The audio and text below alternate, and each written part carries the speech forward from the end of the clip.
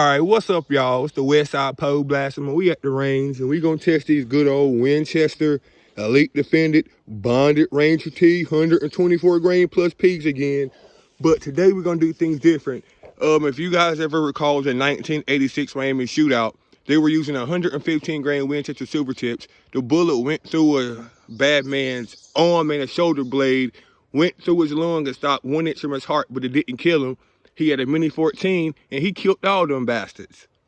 Yeah, so we gonna see the same test. After exploding through an arm or a shoulder blade, will this Ranger T still have enough juice to get through that hard shoulder blade and reach the vitals? The vitals will be behind that thick inch of wood right there, which will replicate hard ribs in the shoulder blade. And that first bottle is about the first 6 inches really hard, something like your arm bone or your shoulder blades. And at about a distance of 10 feet, this monkey's coming at me with his hands up with a weapon. I'm finna send him, Jack. Great day.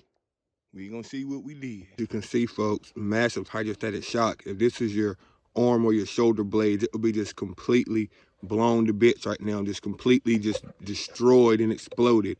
But that Ranger T hit, and as you can see, it lodged in the shoulder blade, or this would be the chest cavity or the rib bone. It did not penetrate the vital organs behind it. And we gonna check that round out, Jack, but it didn't hit the vital organs. Now, folks, just 'cause I'm curious, I'm gonna give y'all a double feature. We gonna see how these Hornady XTPs do with 10 feet, how they do against a hard bone.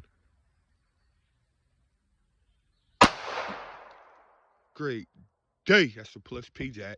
And as you can see, that plus P, it surprisingly smoked his lights out. Massive hydrostatic shock through that first bottle. Entry hole there, massive hydrostatic shock.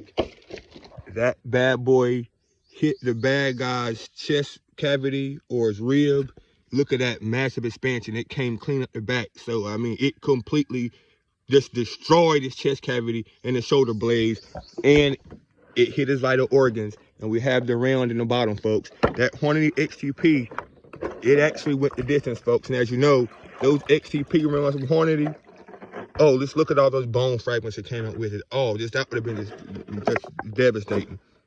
And here it goes, folks. That's that Hornady XTP. It actually penetrated and through all that. And as you know, these are made from a harder lead compound, a more controlled expansion.